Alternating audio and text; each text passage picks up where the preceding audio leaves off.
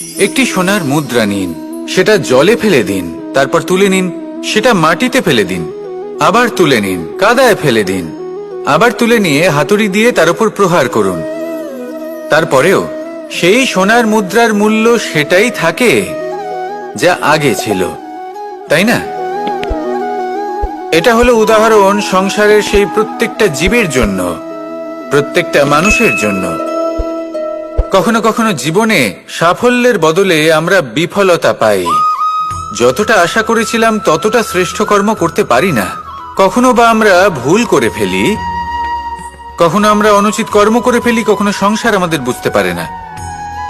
তার পরিণামস্বরূপ এই সংসার আমাদের নিন্দা করে, আমাদের উপেক্ষা করে, আমাদের বিষয়ে কটু কথা বলে, কখনো সামনাসামনি বা কখনো পেছনে। সংসার এমন একটা আচরণ করে যেন আমাদের সাথে কথা বলাটাই একটা বিশাল অপরাধ। এবার সেক্ষেত্রে কি করা উচিত? মনকে শান্ত করা উচিত। বেশিরভাগ ক্ষেত্রেই এমন সময় মানুষ এটা ভেবে বসে যে তার জীবনের কোনো মূল্যই নেই। তার মনে হয় যে সে এই সংসারে শুধু একটা বোঝার সমান। সে নিজেকে ঘৃণা করতে থাকে। ওর মনে হয় যে তার জীবন শূন্য। কিন্তু তা নয়। আপনি সোনার মুদ্রার মতো, যদি আপনার মধ্যে সেই গুণ থাকে, আপনি শ্রেষ্ঠ কর্ম করেন, আপনার মধ্যে সেই বিদ্যা থাকে, আপনি নিরন্তর প্রয়াস করেন, সৎকর্মের পথে এগোতে থাকেন, তাহলে আপনার নিজের যে মূল্য তৈরি হয় সেটা কোনো পরিস্থিতিতে কোনো ব্যক্তি আপনার থেকে কেড়ে নিতে পারবে না। শুধু নিজে ভেঙে পড়বেন না। এটা ভাবুন, যে সম্মান আপনি হারিয়েছেন সেটা আপনি কিভাবে ফিরে পেতে পারেন, তার জন্য কি করতে হবে। যে ধন আপনি হারিয়েছেন সেটা পেতে হবে কিভাবে, তার জন্য কি কি করতে হবে। শান্ত মনে সবটা ভেবে দেখুন, সিদ্ধান্ত নিন এবং অগ্রসর হন। আপনি এই সংসারের কাছে তেমনই হয়ে উঠবেন যেমন আপনার কর্ম হবে। যদি তা শ্রেষ্ঠ হয়, সবাই তাই ভাববে। আসুন আমার সাথে ভালোবেসে বলুন, রাধা রাধা। প্রত্যেক মানুষ নিজের জীবনে দুঃখ অনুভব করেন। প্রত্যেকের দুঃখ আলাদা হতে পারে। কারোর মনে এই দুঃখ থাকে যে সে তার বাবা মায়ের সব ইচ্ছে পূরণ করতে পারেননি। কেউ এটা ভেবে দুঃখ পান যে সে চিরকাল সদাচার করেছেন, সৎকর্ম করেছেন, কিন্তু তাও তাকে দুরাচারী বলে মনে করা হয়। কেউ এটা ভেবেও দুঃখ পান যে তার সামনে যে ব্যক্তি রয়েছেন তার চোখে তিনি শত্রু হয়ে উঠেছেন বা দুষ্ট হয়ে উঠেছেন, যেখানে তিনি হয়তো কোনো অনুচিত কাজই করেননি। এবার এই সমস্ত বিষয় নিয়ে ভেবে নিজের ব্যক্তিত্ব নিয়ে সন্দেহ প্রকাশ করবেন না। যদি নিজের ব্যক্তিত্ব নিয়ে কোনো সন্দেহ থেকে থাকে, তাহলে কর্ম সংক্রান্ত প্রশ্ন করুন যে আপনি যা করেছেন তাতে কি উচিত ছিল, কি অনুচিত ছিল। যেটা প্রয়োজন সেটা এটা বোঝার যে আপনার অন্তর্মন, আপনার বিবেক আপনাকে কি বলছে, আর আপনার অন্তর্মন আর আপনার বিবেক আপনাকে যেটা করতে বলবে শুধু সেটাই করুন। আর তারপরে এই সংসার কি বলবে, কি ভাববে সেসব নিয়ে ভাবতে যাবেন না। কারণ এই সংসার তো ঈশ্বরকেও প্রশ্ন করে থাকে, ঈশ্বরকেও দোষী মনে করে।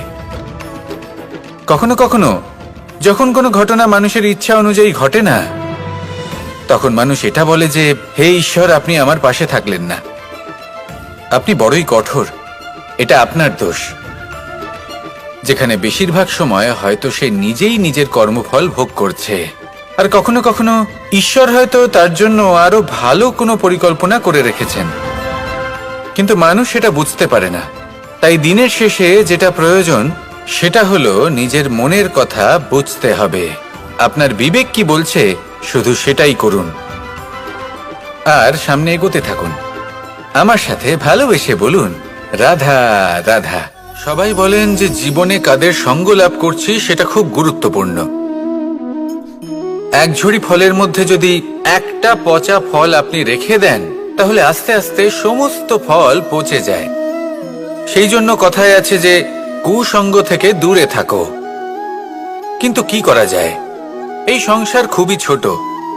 যেখানে আমরা কাজ করি, যেখানে আমরা থাকি, যে পথে আমরা আসা যাওয়া করে থাকি, যে পথে আমরা ভ্রমণ করি, সেখানে এমন অনেক সংখ্যক ব্যক্তি থাকেন যাকে দেখে আমরা মনে করি যে এদের থেকে দূরে থাকতে হবে।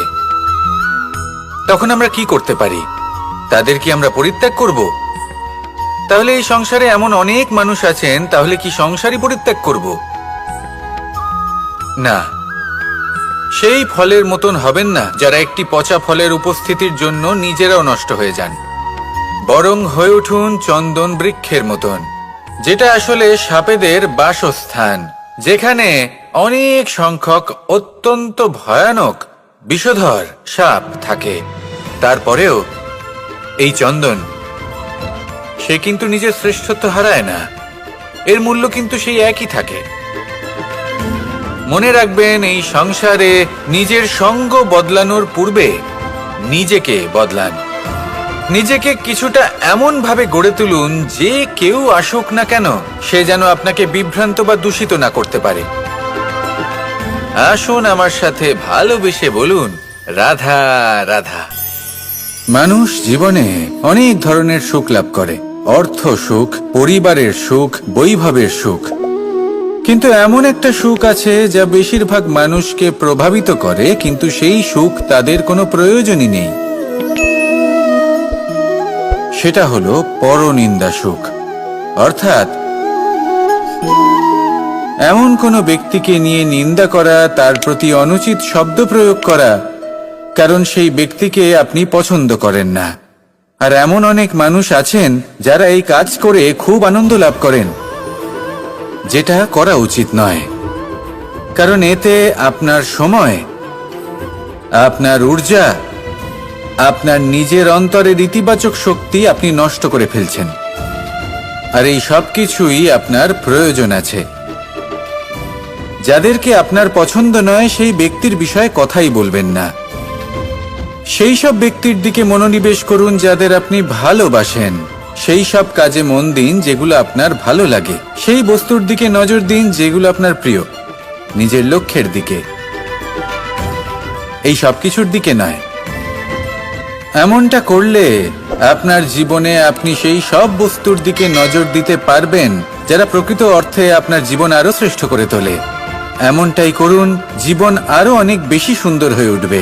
আর তখন এই মন প্রসন্ন হয়ে বলবে, রাধা রাধা। আজ আমরা আবার সাফল্য আর অসফলতার বিষয়ে কথা বলবো। সফল ব্যক্তি কে হয় এবং অসফল ব্যক্তি কে হয়, এই বিষয়ে আমরা আগে অনেকবার কথা বলেছি। প্রত্যেক ব্যক্তি সাফল্য লাভ করতে চান, কিন্তু প্রত্যেক ব্যক্তি সাফল্য লাভের এই কাজে সফল হতে পারেন না। এবার এটা কেন হয়, এর পেছনে কারণটা কি? কারণ হলো ভয়। সফল ব্যক্তি হলেন তিনি যিনি নিজের সিদ্ধান্ত দ্বারা এই সমস্ত সংসারকে বদলে দিয়ে থাকেন, এবং অসফল ব্যক্তি হলেন তিনি যিনি এই সংসারকে দেখে এর বিষয়ে ভেবে নিজের সিদ্ধান্ত বদলে ফেলেন। প্রয়োজন হলো নিজের লক্ষ্যের বিষয়ে ভেবে দেখার, পথের বিষয়ে ভেবে দেখার। একবার যদি আপনি পথ নির্বাচন করে থাকেন, সেই পথে অগ্রসর হতে থাকুন আর তাতে অটল থাকুন। সবসময় দৃঢ় প্রতিজ্ঞ হন।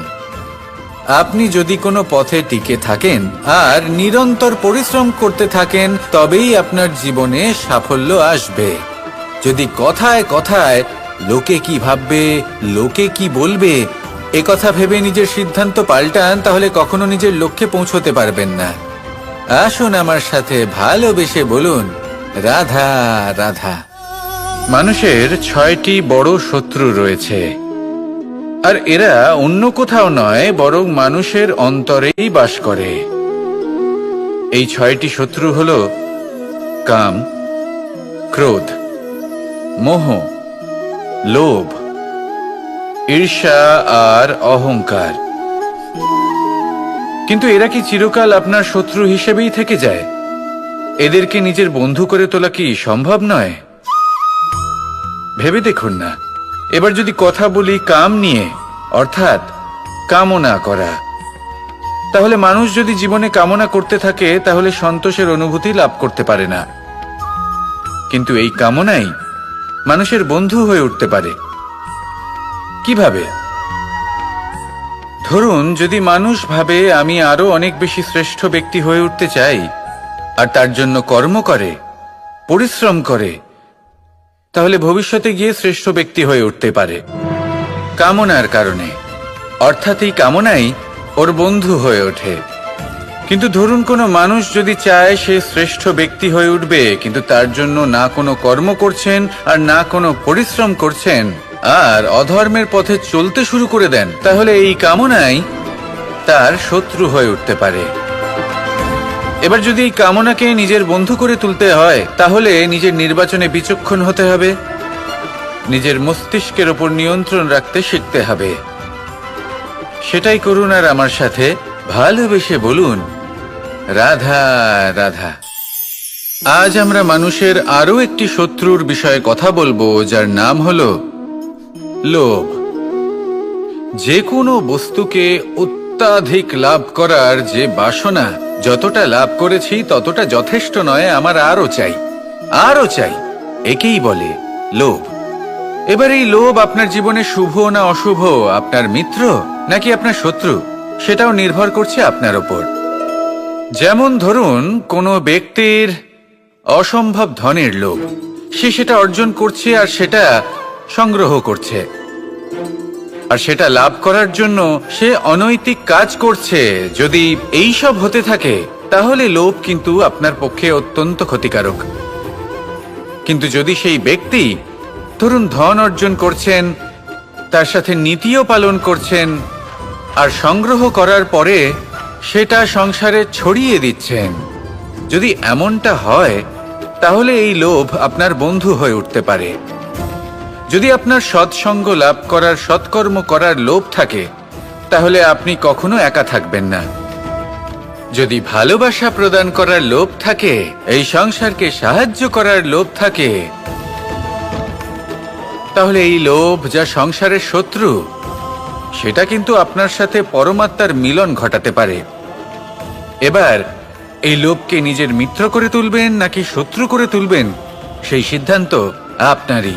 আসুন আমার সাথে ভালোবেসে বলুন, রাধা রাধা। কখনো এই প্রকৃতির দিকে তাকিয়ে থাকবেন। এই প্রকৃতি অনেক ধরনের শিক্ষা দেয়। কোন একটা গাছকে দেখুন কিভাবে সে মাটি থেকে জল শুষে নেয়। সে ঝড় হোক বা হোক কড়া রোদ, সব সহ্য করে এবং অবশেষে সে ফল ধারণ করে। আর সেই ফল উৎপন্ন করার পরে সে ফল কিন্তু সে নিজে গ্রহণ করে না, এই সংসারকে প্রদান করে, যাতে পশু পাখি মানুষ তারা এই ফল গ্রহণ করে শক্তিশালী হয়ে উঠতে পারে, সুস্থ থাকতে পারে। সেভাবেই নদী, সরোবর এরা নিজেরাও কিন্তু নিজেদের জল গ্রহণ করে না, মাটিকে প্রদান করে, পশু পাখিকে প্রদান করে। সূর্য নিজেও নিজের জন্য প্রজ্বলিত হয় না, সে প্রকাশ ছড়িয়ে দিতে চায় আমাদের সবার কাছে, সে আলো পৌঁছে দিতে চায়। এই প্রত্যেকের কর্মে পরমার্থ নিহিত আছে, আর সেই জন্যই এদের সকলকে পুজো করা হয়। তাই মনে রাখবেন,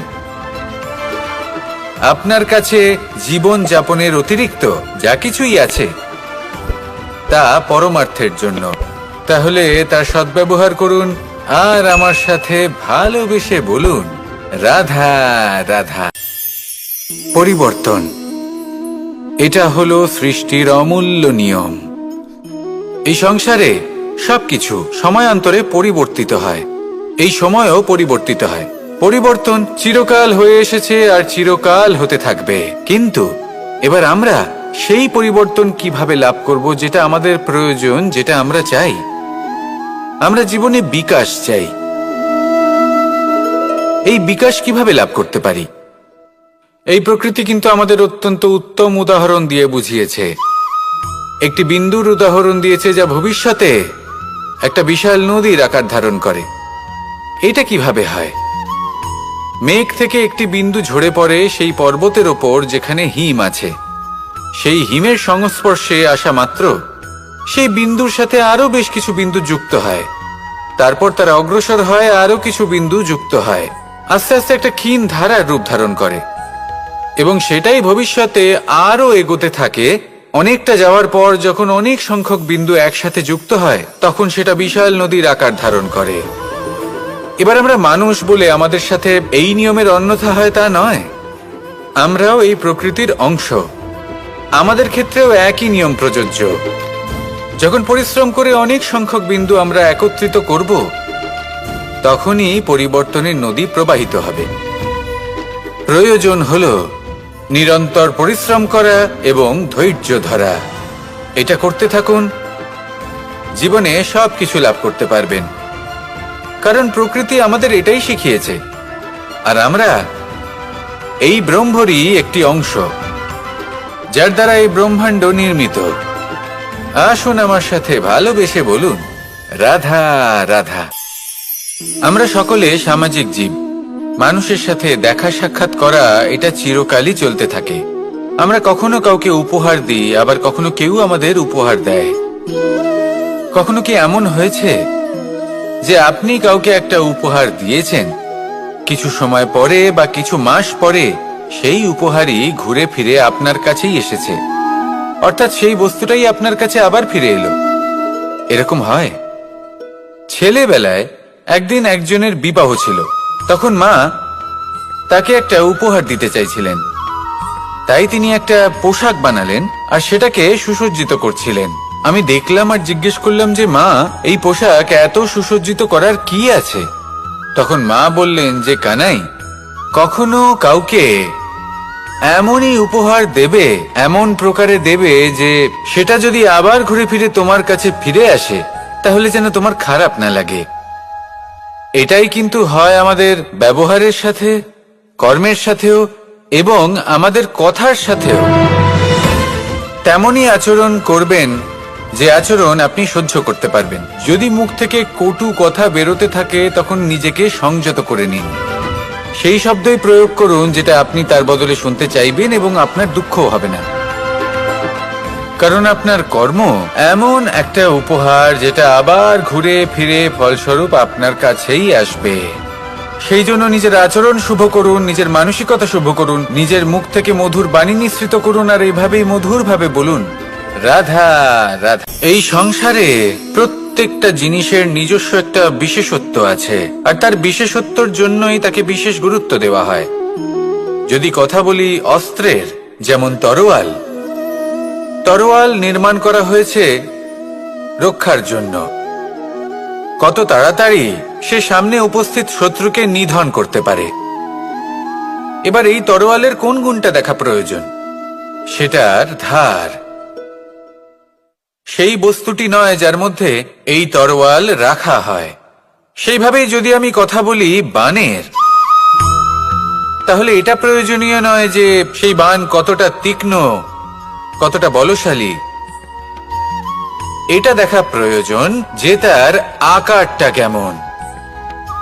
সে কি বাতাস ভেদ করে নিজের লক্ষ্যে পৌঁছতে পারবে? সেটা বেশি গুরুত্বপূর্ণ। সেই জায়গাটা নয় যেখানে সেই বাণ রাখা হয়। ঠিক সেইভাবেই যদি আপনি কোনো মানুষেরই মূল্য বুঝতে চান, তাকে পরখ করে দেখতে চান, তাহলে তার জাতি, তার ধর্ম, তার রূপ, তার আকার, সেগুলো দেখে তাকে পরখ করতে চেষ্টা করবেন না। তাকে পরখ এই সব কিছুর ভিত্তিতে করবেন না। তার স্বভাবটা দেখুন, তার গুণ দেখুন, তার প্রতিভা দেখুন, তার কর্ম দেখুন।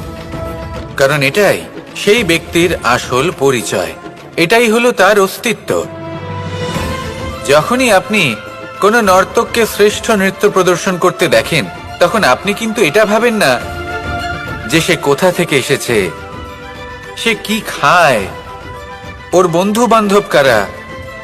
আপনি তার নৃত্য দেখেন, ওর শিল্প দেখেন, সেটারই প্রশংসা করেন, সেটাকেই সম্মান করেন। সেইভাবেই সংসারে সকলকে সম্মান করুন। আর এই সম্মানের আধার হওয়া উচিত তার গুণ, তার স্বভাব, তার কর্ম, তার রূপ আর তার বেশভূষা নয়। আসুন আমার সাথে ভালোবেসে বলুন, রাধা রাধা। এই সংসার বলে যে কৃষ্ণ হলো মহাযোগী। কেউ বলে যে কৃষ্ণ হলো সাংখ্যযোগের প্রবর্তক। কেউ বলে ভক্তি যোগের, কেউ বলে জ্ঞান যোগের, কেউ কেউ এটা মনে করেন যে অষ্টাঙ্গ যোগের প্রভু হলাম আমি। কিন্তু এই যোগ আসলে কি?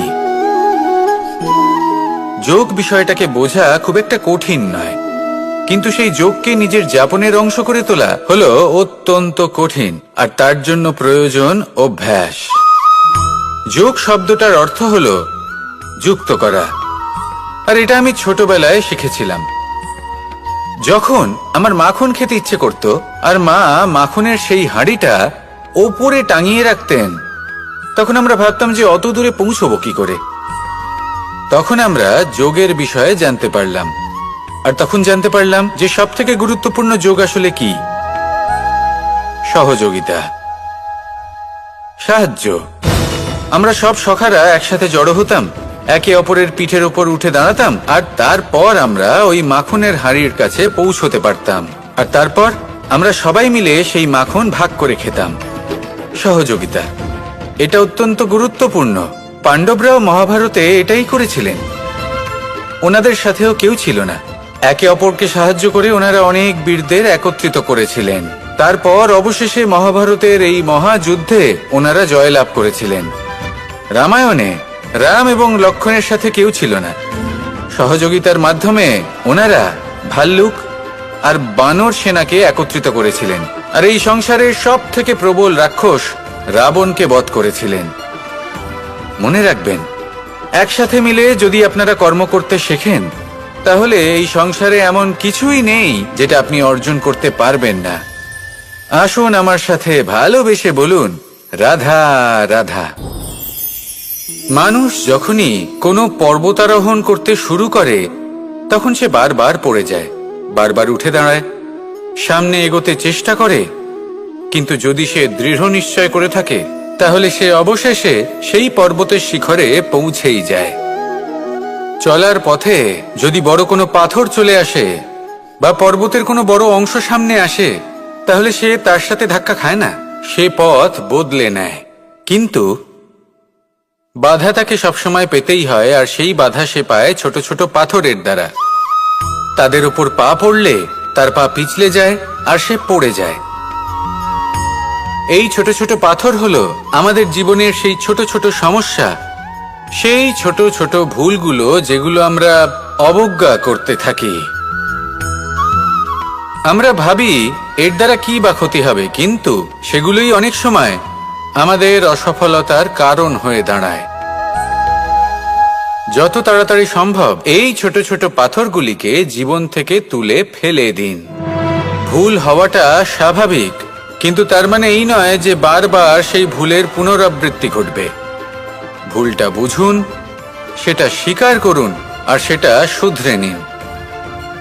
যখন আপনি এটা করতে শিখবেন, তখনই খুব তাড়াতাড়ি আপনি সেই শিখরে পৌঁছতে পারবেন। আর যখন পৌঁছে যাবেন, তখন এই মন প্রসন্ন হয়ে বলবে, রাধা রাধা। সূর্য এই সংসারকে আলো প্রদান করে। সূর্যের মনে যদি নিজের তেজের জন্য অহংকার জন্ম নেয়, তখন তার অহংকার ভঙ্গ করে মেঘ। সূর্যের আলো পূর্ণরূপে ঢেকে দেয়। মেঘের মনে যদি নিজের গতি নিয়ে অহংবোধ জন্ম নেয়, তাহলে মেঘের অহংকার ভঙ্গ করে পর্বত। মেঘের গতি অবরুদ্ধ করে দেয়। এবার যদি পর্বত নিজের নিশ্চলতা নিয়ে অহংকার করে, তাহলে সেই অহংবোধ ভঙ্গ করে একটি মূষক। সেই বিশাল পর্বতে একটি ছিদ্র করে দেয়। এবার যদি মূষকের নিজের মনে অহংবোধ জন্ম নেয়, তাহলে জল তার অভিমান ভঙ্গ করে, সেই ছিদ্র দিয়ে প্রবেশ করে। আর যদি জলের মনে অহংবোধ জন্ম নেয়, তখন মানুষ বাঁধ নির্মাণ করে তার গতিপথ রুদ্ধ করে, জলের অহংকার ভঙ্গ করে। আর যদি মানুষের মনে অহংকার জন্ম নেয়, তখন সূর্য নিজের তাপ দ্বারা মানুষের অহংকার ভঙ্গ করে। এই সংসারে অহংকার প্রদর্শন করার কোনো প্রয়োজন নেই। আমাদের সবার মধ্যেই কিছু বিশেষ গুণ আছে, আর সবার মধ্যে কোনো না কোনো দোষও আছে। এই প্রকৃতি আমাদের কি শিক্ষা দেয়? কেউ একে অপরের সাথে লড়াই করে না, একে অপরের জন্য বাধা সৃষ্টি করে না, শুধু নিজের কর্ম করে। সূর্য নিজের প্রকাশ দ্বারা বনস্পতি এবং গাছপালাকে জন্ম দেয়। মেঘ বর্ষা সৃষ্টি করে লুপ্ত হয়ে যায়, আবার নির্মিত হয়। পর্বতের সেই নিশ্চলতা সেই বর্ষাকে একটা দিশা প্রদান করে, আর তারপরে তা ধারা হয়ে প্রবাহিত হয়ে যায়। এইসব কি? এইসব একটা সম্পর্ক, একটা চক্রের মতো। সবাই একসাথে নিজের কর্ম করে, তাই এই চক্র আবর্তিত হয়। এটা আমাদেরও করতে হবে, একসাথে মিলে কাজ করতে হবে। কারোর জন্য বাধা হয়ে উঠলে হবে না, কাউকে ছোট মনে করলে হবে না। এটাই করতে থাকুন, সবাই মিলেমিশে কর্ম করুন। প্রকৃতি আমাদের এই শিক্ষাই দেয়। আসুন আমার সাথে ভালোবেসে বলুন, রাধা রাধা। আপনি কখনো পলাশ ফুল দেখেছেন? কি সুন্দর দেখতে, লাল রক্তবর্ণ, উজ্জ্বল, কিন্তু এতে কোনো সুগন্ধ নেই। সেই জন্য ওকে শুধু চোখ ভরে দেখতে ইচ্ছে করে। দেখবেন তাকে কিন্তু পুজোতে ব্যবহার করা হয় না, এই ফুল দিয়ে মালা বানানো হয় না। সেরকমই আমাদের জীবনে এমন অনেক ব্যক্তি রয়েছেন যাদেরকে সম্মান অর্জন করতে হয়। যদি আপনি কোনো উচ্চ বংশে জন্ম নিয়ে থাকেন এবং আপনার কাছে সবকিছু থাকে, ধন ঐশ্বর্য থাকে, সবকিছু আপনি আগে থেকেই পেয়ে গেছেন, তাও কিন্তু এই সংসার আপনাকে সম্মান দেবে না। ততক্ষণ পর্যন্ত দেবে না যতক্ষণ না আপনি নিজের অন্তরে গুণ জাগ্রত করছেন, শ্রেষ্ঠ কর্ম করছেন, নিজের অন্তরে ইতিবাচক মনোভাবের এই সুবাস জাগ্রত করছেন। যদি এসব কিছু করেন তাহলেই এই সংসার আপনাকে সম্মান দেবে। এবার এটা আপনার উপরে নির্ভরশীল যে আপনি কি পলাশ ফুলের মতো হতে চান, নাকি অন্য কোনো ফুল হয়ে উঠতে চান যার সুবাস আছে, যে নিজের সুবাস এই সারা পৃথিবীতে ছড়িয়ে দেয়। আসুন আমার সাথে ভালোবেসে বলুন, রাধা রাধা। এই সংসারে একটা শব্দ আছে যার বিষয়ে মানুষ অত্যাধিক চিন্তা ভাবনা করে, আর সেই শব্দ হলো অস্তিত্ব, পরিচয়। প্রত্যেক ব্যক্তি এই সংসারে নিজের অস্তিত্ব করতে চায়, আর ছোট থেকে এটাই হয়। যখন আমরা শ্রেণীকক্ষে যাই, পড়তে যাই, তখন আমরা এটাই ভাবি যে আমরা নিজেদের অস্তিত্ব গড়ব, সুনাম অর্জন করব। সকল ব্যক্তি যাতে এটাই বলে যে এই হলো সর্বশ্রেষ্ঠ ছাত্র, আর এটাই আমাদের পরিচয়। কার্যক্ষেত্রেও আমরা ঠিক এটাই চেষ্টা করি, পরিশ্রম করতে থাকি এবং ভবিষ্যতে গিয়ে আমরা নিজেদের পরিচয় খুঁজে পাই। পরিচয়ের সাথে সাফল্য আসে, আর সাফল্যের সাথে আসে অস্তিত্ব। আর যখন এই দুটি সংযুক্ত হয়, তখন মানুষ অসফলতার কথা ভেবে ভয়ভীত হয়ে পড়ে, আর এটা ভাবতে থাকে যে যদি আমি অসফল হই তাহলে সেই পরিচিতির কি হবে, সেই নামের কি হবে, সেই সব কিছু যে আমি অর্জন করেছি তার কি হবে। সে ভয়ভীত হয়ে পড়ে, আর এই ভয়ের কারণে তার বিকাশ কোথাও না কোথাও অবরুদ্ধ হয়। সে শ্রেষ্ঠ কর্ম করা বন্ধ করে দেয় এবং শুধু এই সুরক্ষিত থাকতে চেষ্টা করে। আর অসফল হলে তাতে ভয় পাওয়ার কোনো প্রয়োজন নেই, কারণ যখন আপনি সফল হন তখন এই সাফল্য আপনার পরিচয় এই সংসারের সাথে করায়। কিন্তু যখন আপনি অসফল হয়ে থাকেন তখন এই অসফলতা এই সংসারের পরিচয় আপনার সাথে করায়, যা অত্যন্ত আবশ্যক। অসফলতা প্রত্যেকের জীবনেই আসবে, তার সম্মুখীন হন আর তার থেকে শিক্ষা লাভ করুন। কারণ যখনই আপনি অসফল হন তখনই আপনার জ্ঞান চক্ষু উন্মুক্ত হয়। আসুন আমার সাথে ভালোবেসে বলুন, রাধা রাধা। নিজের নিজের অভিজ্ঞতাগুলো দেখে, তার পরিণাম দেখে প্রত্যেক মানুষের মনে একটা ধারণা জন্ম নেয়। প্রজন্মের পর প্রজন্ম যখন অগ্রসর হতে থাকে, এই ধারণাগুলোই কারণ হয়ে ওঠে যা মানুষের জীবনে তার শুভর, অশুভর, লাভের, ক্ষতির এই সব কিছুর আধার হয়ে ওঠে। যেমন ধরুন আপনি কোথাও যাচ্ছেন আর পথে বেড়াল রাস্তা পার করে গেল, সেটা অশুভ বলা হয়। কেউ হাঁচলে কাজ থামিয়ে দেওয়া হয়। বলা হয় যখন আপনি কোনো শুভ কাজ করতে যাবেন তখন মিষ্টি খেয়ে যাবেন, কাজ সফল হবে। যদি কোনো ব্যক্তি অনুচিত কথা বলে দেন তার মানে অনুচিত কিছুই ঘটবে, আদি ইত্যাদি এরকম অনেক সংখ্যক ধারণা আছে। কিন্তু সবকিছু যদি এরকমই হতো তাহলে প্রত্যেক মানুষ নিজের কথা দ্বারা নিজের বা অন্য কারোর জীবন স্বর্গতুল্য করে তুলতো, নয়তো নরকে পরিণত করত।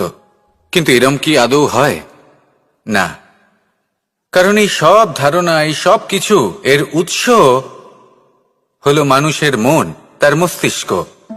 যখন আমরা কোনো বাক্য বা কোনো ধারণাকে একটু বেশি গুরুত্ব দিয়ে ফেলি, তার উপর একটু বেশি বিশ্বাস করে ফেলি, তখন যেটা হয়, তখন আমাদের এই ইচ্ছে শক্তি তার সঞ্চার হয় সেই বাক্যের মাধ্যমে। আর সেই জন্য সেই বাক্য আস্তে আস্তে ফলপ্রসূ হতে থাকে। এটা হলো মানুষের মনের শক্তি, তার মস্তিষ্কের শক্তি। এটা কখনো ভুলে যাবেন না। এটা প্রয়োগ করুন আর তার সদ্ব্যবহার করুন। একে প্রয়োগ করুন নিজের লক্ষ্যে পৌঁছানোর জন্য, শুভ কর্ম করার জন্য। আসুন আমার সাথে ভালোবেসে বলুন, রাধা রাধা। পাশা নামক এই খেলাটি আপনারা নিশ্চয়ই খেলেছেন। না খেলে থাকলে দেখেছেন, আর যদি দেখেও না থাকেন তাহলে নিশ্চিত রূপে শুনেছেন। মহাভারতের এই মহাযুদ্ধ কোথাও না কোথাও এই পাশা নামক খেলার কারণে হয়েছিল। পাশার এই বিচিত্র খেলা, দান, এইসবের কারণে কেউ নিজের মাথায় রাজ মুকুট পরিধান করেছিলেন, আবার সেখানেই পরাজিত হওয়ার জন্য কাউকে বনবাসও ভোগ করতে হয়েছিল। কিন্তু এই খেলা সমাপ্ত হওয়ার পরে সমস্ত ঘুঁটি আর এই পাশার ছক একই পুটলিতে স্থান পেল। এটাই হলো আমাদের জীবন। এই সংসারে আমরা জয় পরাজয়ের বিষয়ে এতটাই ভাবি, এত চিন্তা করি যে এই জীবনের খেলার আনন্দটাই উপভোগ করতে পারি না। আর অবশেষে কি হয়? কেউ জয়ী হন, কেউ পরাজিত হন, কিন্তু দুজনেই একই স্থানে পৌঁছে যান। প্রত্যেক ব্যক্তি মৃত্যুর পরে একটি নির্দিষ্ট স্থানেই পৌঁছতে বাধ্য। কিন্তু ততক্ষণ এই জীবন, এই খেলা, তার আনন্দ উপভোগ করুন। এই সংসারে সেই ব্যক্তি শ্রেষ্ঠ স্থানে পৌঁছতে পেরেছেন যিনি এই সংসারকে প্রকাশ প্রদান করেছেন, যিনি কখনো জয় পরাজয় এই বিষয়ে ভাবেননি, শুধু এই জীবনের খেলার আনন্দ উপভোগ করেছেন। এটাই আপনিও করুন আর আমার সাথে ভালোবেসে বলুন, রাধা রাধা। রামায়ণের একটা অত্যন্ত শ্রেষ্ঠ কাহিনী আছে যেটা খুব অমূল্য শিক্ষাদান করে। দশানন যখন ধরাশায়ী হলেন এবং মৃত্যুশয্যায় শুয়েছিলেন, ওনার শেষ নিঃশ্বাস ত্যাগের সময় শ্রীরাম লক্ষ্মণকে বললেন যে, হে লক্ষ্মণ, রাবণের কাছে যাও, ওখানে যাও, ওনার থেকে কিছু জ্ঞান অর্জন করে এসো। উনি হলেন মহাজ্ঞানী, আর ওনার থেকে জ্ঞান অর্জনের এটাই শ্রেষ্ঠ সুযোগ। লক্ষ্মণ প্রথমে মানতে চাইলেন না, কিন্তু শ্রীরাম বোঝানোর পরে লক্ষ্মণ ওনার কাছে গেলেন, রাবণের মাথার কাছে গেলেন আর বললেন, দাদা বলেছেন আপনার থেকে জ্ঞান অর্জন করতে। রাবণ কিছুই বললেন না। লক্ষ্মণ বললেন, আপনি তো দেখছি খুব অহংকারী, মৃত্যুশয্যায় শুয়ে আছেন, শেষ নিঃশ্বাস ত্যাগ করতে চলেছেন, আর তাও এত অহংকার। রাবণ বললেন, নিজের দাদা রামকে ডাকো। শ্রীরাম এলেন, রাবণের পায়ের কাছে এসে দাঁড়ালেন। উনি নিজের হাত জোড় করলেন আর বললেন, হে মহাপণ্ডিত রাবণ, আপনি হলেন মহাজ্ঞানী, দয়া করে আমাদের কিছু জ্ঞান প্রদান করুন। রাবণ বিনম্র চিত্তে ওনার কথা শুনলেন, খুব বিনম্র চিত্তে ক্ষমা প্রার্থনাও করলেন, আর এই সংসার একটি অত্যন্ত শ্রেষ্ঠ জ্ঞান লাভ করল। এর দ্বারা আমরা ঠিক কি শিক্ষা লাভ করি? রাম এবং লক্ষ্মণ দুজনেই ছিলেন তেজস্বী, দুজনেই ছিলেন শ্রেষ্ঠ, ছিলেন বীর, ছিলেন বলবান। কিন্তু শ্রীরামকে মর্যাদা পুরুষোত্তম বলা হয়ে থাকে, কারণ উনি বীর ছিলেন, সাহসী ছিলেন, তার সাথে একটি অত্যন্ত গুরুত্বপূর্ণ গুণ ছিল। সেই গুণ হলো বিনম্রতা। এটা খুবই শ্রেষ্ঠ একটা গুণ। যদি কেউ আপনাকে কটু কথা শোনায়, তাহলে উত্তরটা আপনি বিনম্রভাবেও দিতে পারেন। এই বিনম্রতা এমন এক আবেগ যেটা দেখে মনে হবে কোমল, কিন্তু এটা ততটাই প্রবল অস্ত্র। এমন একটা অস্ত্র যা সকলকে নিরস্ত্র করে দিতে পারে। যদি আপনি সাহসী হন এবং বিনম্র হন, তাহলে আপনি বিজয়ী হবেন। যদি আপনি জ্ঞানী হন এবং বিনম্র হন, তাহলে আপনি অবশ্যই মহাজ্ঞানী হয়ে উঠবেন। তাই নিজের মনে বিনম্রতা ধরে রাখুন আর ভালোবেসে বলুন রাধা রাধা। কখনো আমরা কোনো হাটে যাই, কোনো বিশেষ বস্তু কেনার থাকে, ওখানে যাই, গিয়ে অন্য কারোর কথা শুনে অন্য কোনো বস্তু কিনে নিয়ে আসি, অদরকারি জিনিস কিনে ফেলি। তারপর ভাবি যে আমরা এরকম কেন করলাম, এটা আমরা ভুল করলাম, আমার এটা করা উচিত হয়নি, আদি ইত্যাদি। মানুষ যখন জীবনে এমনই সিদ্ধান্ত নিয়ে বসে, এমন নির্বাচন করে, তখন সেই সিদ্ধান্ত নিশ্চিত রূপে তার ভবিষ্যতের জন্য অত্যন্ত গুরুত্বপূর্ণ হয়। কিন্তু যদি আপনি কোনো অনুচিত চয়ন করে ফেলেন, তাহলে মন খারাপ করবেন না, সেই গ্লানিবোধ নিয়ে কষ্ট পাবেন না, সামনে অগ্রসর হতে থাকুন। কারণ এই অনুচিত নির্বাচন আপনাকে উচিতভাবে জীবনযাপনের পথ দেখাতে পারে। এবার যদি আমি আপনাকে বলি যে আপনি আগুনে হাত দিন, সেটা কি আপনি করবেন? করবেন না। কেন?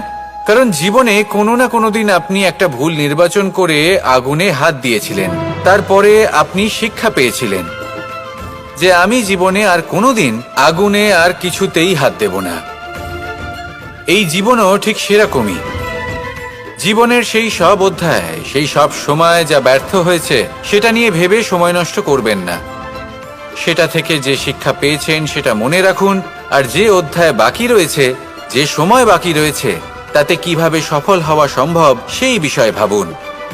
আর আমার সাথে ভালোবেসে বলুন রাধা রাধা।